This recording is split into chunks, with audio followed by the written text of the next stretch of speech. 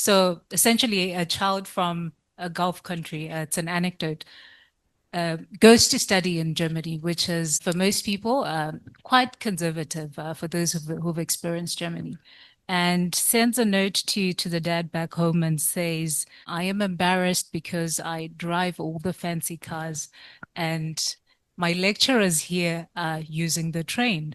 So the father responds and says, okay, I will buy you a train. I say that to say the Gulf countries have become a target for financing and funding for majority of the institutions, the African Union included, which is an institution that I was affiliated with.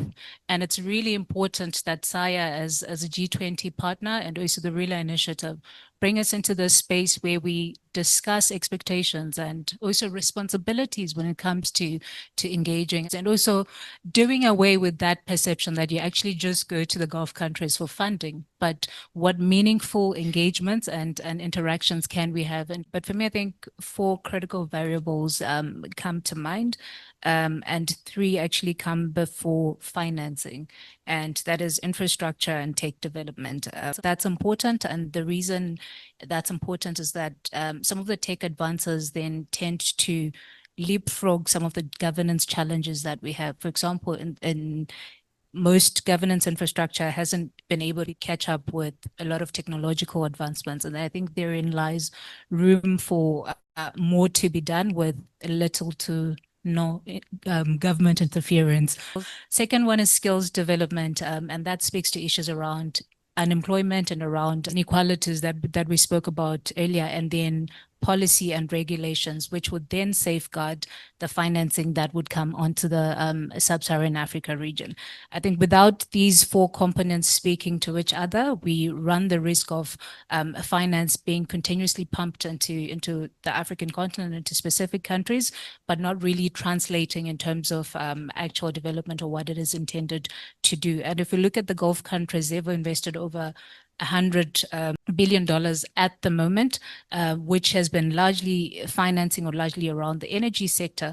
But in terms of investment into creating a regulatory framework or policies that should safeguard some of this financing, we're not faring too well. So I think those 4 are my priorities. I think on the cost of capital, I think it's important to also mention the APRM, the African Peer Review Mechanism, which is one of SAIA's partners, that is also advancing conversations around African member states establishing their own credit rating agencies based off of inequalities that you find within the international system.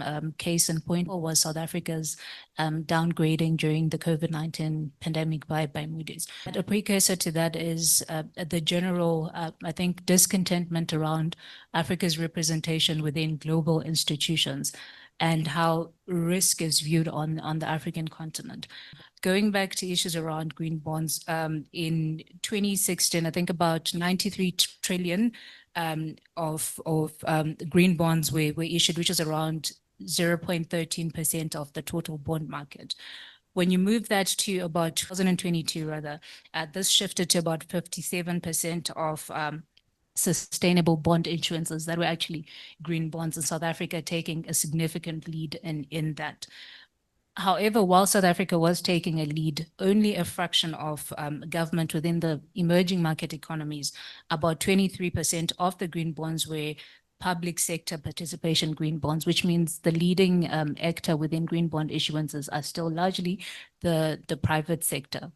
And that's reflective of the governance capacities and the governance institutions that are not able to play at par with some of the private institutions or private companies that we find in different African markets. Then the final point is, while in South Africa, the sort of challenges are quite diverse, on the broader African context, there are issues around conflict, for example, in Sudan, which is currently at war.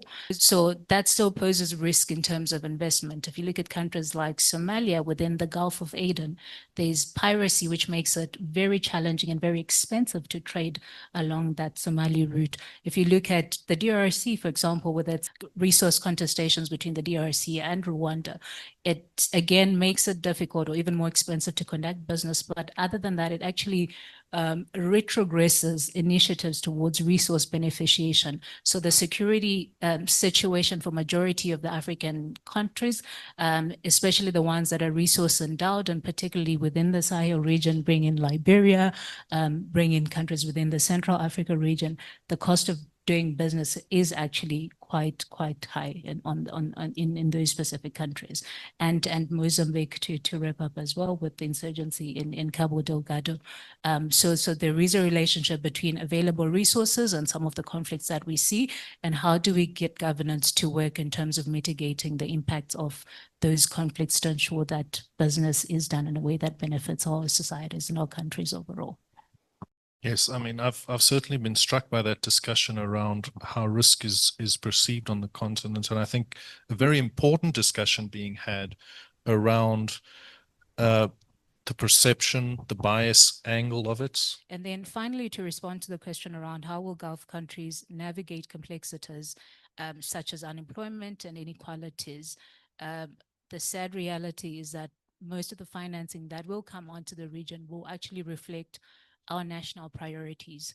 I, for one, do not think that it's the responsibility of Gulf countries to determine how they bridge unemployment or inequalities in our individual countries if we're not able to articulate that and actually offer it as a value proposition to say, in a South African context, we're grappling with 1 or 2, 3 social development challenges, and in our partnership, we think these concerns should be accentuated.